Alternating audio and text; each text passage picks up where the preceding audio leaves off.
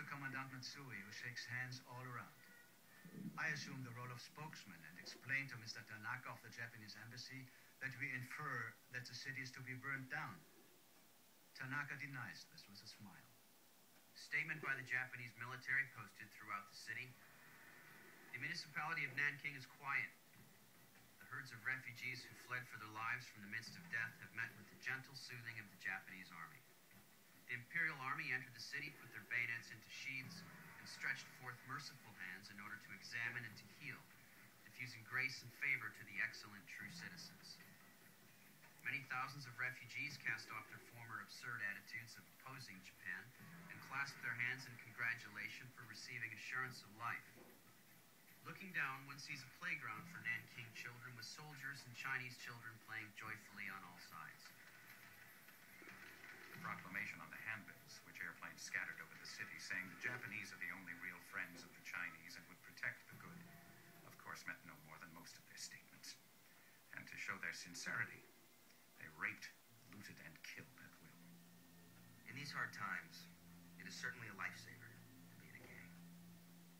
The thing about the whole situation that startles us all is how we, unarmed handful of foreigners, can chase the Japanese soldiers out of rooms in school buildings, rooms in foreign houses, and rooms in Chinese homes. And still, no one gets hurt. The soldiers often actually run away. Part of it is pure bluff. If we batted an eye, we'd be done for. Our group here at the House drafted a message to the American Consulate General in Shanghai, asking that diplomatic representatives be sent here immediately as the situation was urgent, then asked the Japanese to send it via Navy radio. Needless to say, it was never sent. When things were at their worst, the fellows at our house remarked at supper, "The first fellow that gets killed, we are going to carry his body over and put it in the Japanese embassy." Each night, the 8 of us wondered who would be missing the next night. We said, we just can't all get through this alive. At noon, a man was led to headquarters with head burned cinder black, eyes and ears gone, a nose partly gone. A ghastly sight. I took him to the hospital in my car, where he died a few hours later.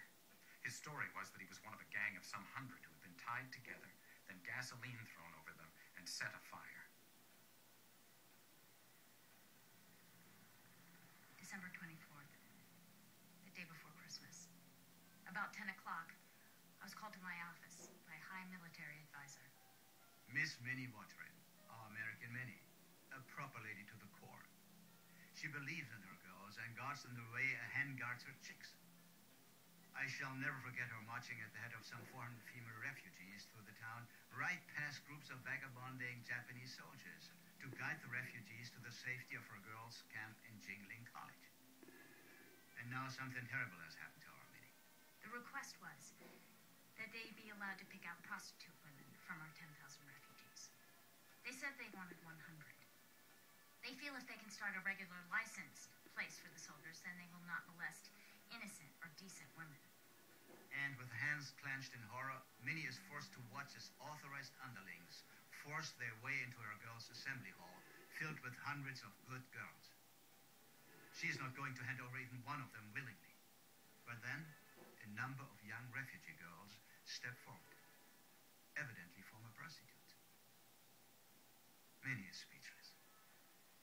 They finally secured 21. But group after group of women have asked me if they will select the other 79 from the decent women and girls. And all I can answer is, they will not do so if it is in my power to prevent it.